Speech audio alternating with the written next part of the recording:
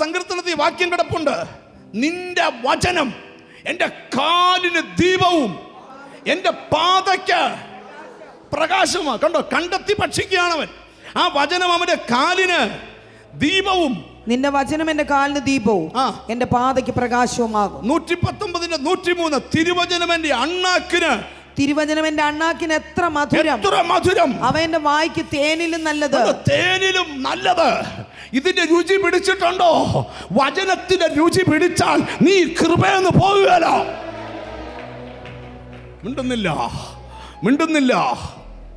ഭക്ഷിച്ചിട്ടും തീരുന്നില്ല കൊതി. അതെന്നാ കാര്യം? ഇവിടെ വചനത്തിന്റെ ശക്തി വ്യാപരിക്കുക. തീർന്നില്ല.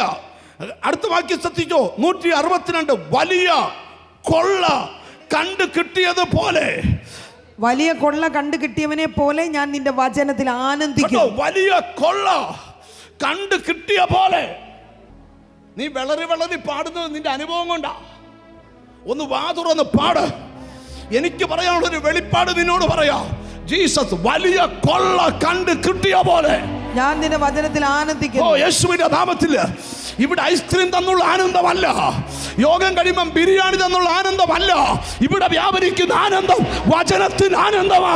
കൊള്ള കണ്ടു കിട്ടിയ പോലെ.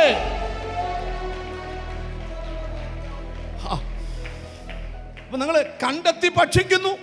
കാലിന് ദീപം, പാതയ്ക്ക് പ്രകാശം, അണ്ണാക്കിന് മധുരം. ദാവീദ് സങ്കീർത്തനക്കാരൻ പറയുക, ഇതെല്ലാം കൂടെ ഭക്ഷിച്ചിട്ട് എൻ്റെ ഹൃദയം ഇപ്പം ശുഭവചനത്താൽ കവിയുക. എൻ്റെ നാവിപ്പം സമർത്ഥകനായ ലേഖകന്റെ. ഇന്ന് എന്നോട് ദൈവാത്മാ പറയുക, നിന്റെ വായിൽ തന്ന വചനം നിന്റെ സന്തതിയുടെ വായിലും ഉണ്ടാവും, അവൻ്റെ സന്തതിയുടെ വായിലും ഉണ്ടാവും. അങ്ങനൊരു പകർച്ച ദൈവം പകരാൻ പോവുക. നിന്റെ കുടുംബത്തെ തകർക്കുന്ന ആ ശക്തികളുടെ മേൽ ഇന്നൊരു ജയമുണ്ട്. നിങ്ങൾ തീരുമാനിച്ചോണം, ഇന്നൊരു അഭിഷേകത്തിന്റെ പകർച്ച.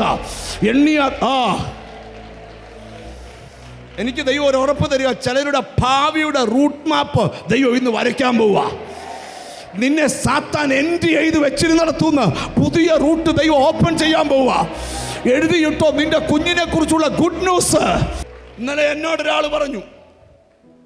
എന്നോടൊരു പുള്ളിക്കാരൻ പറഞ്ഞു, എന്നെ കാണാൻ വന്നൊരു പുള്ളി പറഞ്ഞു, പാസ്റ്ററെ അറിഞ്ഞോ, UK-ലോട്ട് ഇനി ആരെയും വിടുന്നില്ല, കാനഡയായിട്ട് ആരെയും വിടുന്നില്ല, അമേരിക്കക്കാരെയും വിടുന്നില്ല. ഞാൻ പറഞ്ഞു, ഞാനെന്തോ വേണം? വിടുന്നില്ല. ഒറ്റ പിള്ളേരെ വിടുന്നില്ല. ഞാൻ പറഞ്ഞു, ആര് പറഞ്ഞില്ലെന്ന്? എൻ്റെ പുസ്തകത്തിലുണ്ട്. പരിശുദ്ധാത്മാവ് നിന്റെ മേൽ വരുമ്പോൾ നിനക്ക് ശക്തി ലഭിക്കും. യെരൂശലേമിലും യഹൂദയിലും ശമരിയിലും ഭൂമിയുടെ അറ്റത്തോളം. ഇവിടെ സ്തോത്രം ചെയ്യണം. നിന്റെ സന്തതിയെ ദൈവം ഭൂമിയുടെ അറ്റം വരെ. നിനക്ക് വേണ്ടി നിയമങ്ങൾ തിരുത്തി എഴുതും, നിന്റെ കുഞ്ഞിന് വേണ്ടി നിയമങ്ങൾ മാറ്റി എഴുതും. അതിന്റെ കാരണം എന്താ? നിന്റെ സന്തതിയിലൂടെ ദൈവമുണ്ട്. തിരിച്ചറിവുണ്ടല്ലേ? സ്തോത്രം ചെയ്യാവൂ. ആർക്കും നടക്കാത്ത അത്ഭുതം നിനക്ക് നടക്കും. ആരുടെ വീട്ടിൽ നടക്കാത്ത പ്രവൃത്തി നിന്റെ വീട്ടിൽ നടക്കും. നീ കണ്ണിൽ കണ്ട തടസ്സം പേടിക്കണ്ട. നല്ലൊരു ഹല്ലേലൂയ പറ. ഒരു ഓസ്ട്രേലിയ പയ്യൻ IELTS 8 പ്രാവശ്യം എഴുതിയിട്ട് തോറ്റുപോയ ഒരു പെങ്കൊച്ചിനെ, നിങ്ങൾക്കറിയാവുന്ന ആളാ, ഞാൻ പറയുന്നില്ല, പ്രാർത്ഥിക്കാൻ കൊണ്ടുവന്നു. കർത്താവ് പറഞ്ഞു, നിന്നെ ഞാൻ അവിടെ ഇറക്കാൻ തീരുമാനിച്ചിട്ടുണ്ടെങ്കിൽ നിനക്ക് വേണ്ടി നിയമം തിരുത്തുവന്നു. 1 മാസത്തേക്ക് നിയമം തിരുത്തി IELTS ഇല്ലാതെ പോകാമെന്ന്. ആ കൊച്ചു ഓസ്ട്രേലിയ കാലുകുത്തി അന്ന് രാത്രി നിയമം മാറി. ഞാനൊരു ദൂത്, നിന്നോ കൊണ്ടുപോകാൻ ദൈവം തീരുമാനിച്ചാൽ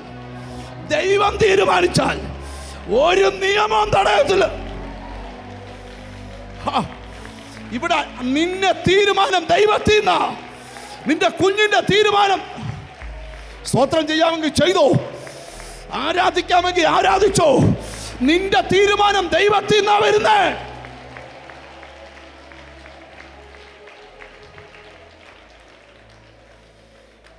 ഹല്ലേലൂയ. എത്ര പേര് അതിന് ആമീൻ പറയും? തലമുറയുടെ മേൽ പകരപ്പെട്ട 3 കാര്യങ്ങൾ. ഒന്ന്, യെശയ്യാ പ്രവാചകന്റെ പുസ്തകം 54-ാം അധ്യായം 13-ാം വാക്യം.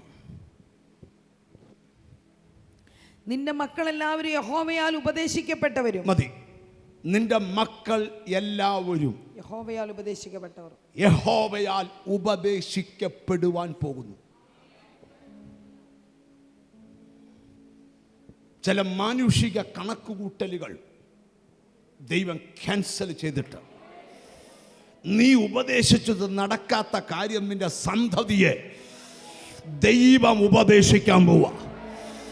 എന്നോട് ദൈവം പറയുന്ന ചിലരിലേക്കുള്ള വഴി ഞാൻ തുറന്നിട്ടിരിക്കുക.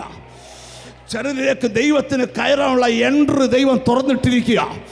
ഇന്ന് ദൂത് തീരുന്നതിന് മുമ്പ് പറയണം, ഈ മീറ്റിംഗ് ആശീർവാദം പറയുന്നതിന് മുമ്പ് നിന്റെ സന്തതി യഹോവയാൽ